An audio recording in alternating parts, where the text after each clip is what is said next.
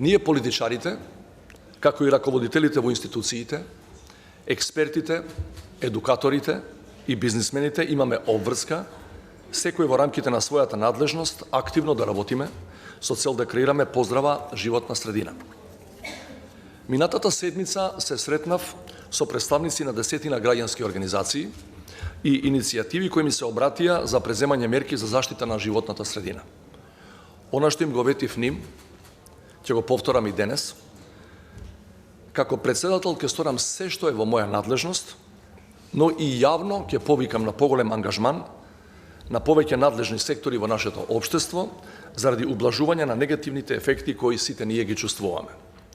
Во оваа насока сакам да информирам дека иако беше во завршна фаза, пред да ја потпишам, ја вратив во процедура стратегијата за одбрана, за да ја дополниме со посебен дел за мерки и активности за еколошка безбедност.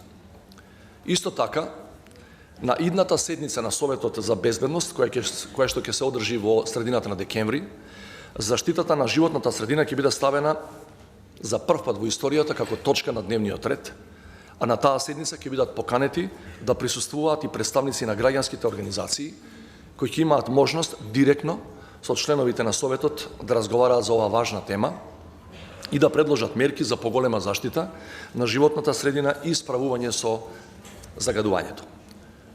Во оваа прилика сакам да истакнам дека ја поддржувам заложбата на граѓанскиот сектор да имаме поголем државен буџет за заштита на животната средина со цел да се приближиме кон просекот на земјите членки на Европската Унија.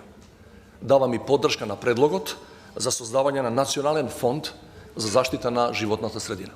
Паралелно со практичните мерки од институциите и бизнисите, неопходно е да инвестираме и во образованието, да им овозможиме на учениците од основните и средните училишта да добијат интегрирано еколошко образование за заштита на животната средина.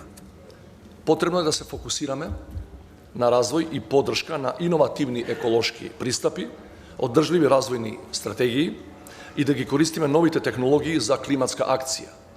Исто така сметам дека законите и стратегиите за енергетика, за одржлив развој, за управување со отпадот мораат да бидат во склад со највисоките меѓународни стандарди за заштита на животната средина. Природата веќе извесен период не предупредува дека немаме уште многу време за да ја зачуваме планетата. Драстичната загуба на биодиверситетот е еден од главните еколошки проблеми во светот и представува сериозна закана за чувствителните екосистеми, како и за човековата благосостојба. Нашата држава представува една од најважните точки на биодиверситетот во Европа според бројот на регионални, национални и локални ендемити. Охридското и Преспанското езеро, кањонот Матка, високите планински врвови на Шара во себе кријат огромен број на видови кои се докази за богатата природна историја на државата. Од друга страна, Северна Македонија има најмал процент на заштитени подрачја во регионот и во Европа. Шар планина, Осогово и Јабланица се само дел од подрачјата кои чекаат на конечна законска заштита. Сметам дека преку зголемување на мрежата на заштитени подрачја ќе се гарантира опстанокот на многу растителни и животински видови, како и на нашите ретки екосистеми. Повикувам да го заштитиме националното природно богатство. Преку заштита на важните природни подрачја и намалување на физичкото уништување на природата, на најдобар начин се бориме против загубата на видовите.